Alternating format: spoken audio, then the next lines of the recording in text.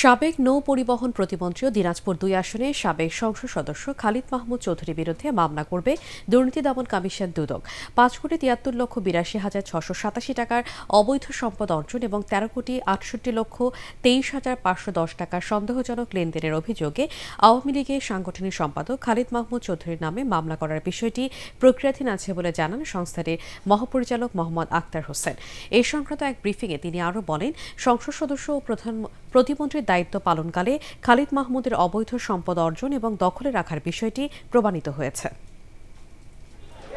খালিদ মাহমুদ চৌধুরী তার বিরুদ্ধে দুর্নীতি দমন কমিশন আইন ২০০৪, মানি লন্ডারিং প্রতিরোধ আইন ২০১২, দুর্নীতি প্রতিরোধ আইন ১৯৪৭-এর সংশ্লিষ্ট ধারায় একটি মামলা রুজুর সিদ্ধান্ত গৃহীত হয়েছে। মামলা রুজু কার্যক্রম প্রক্রিয়াধীন।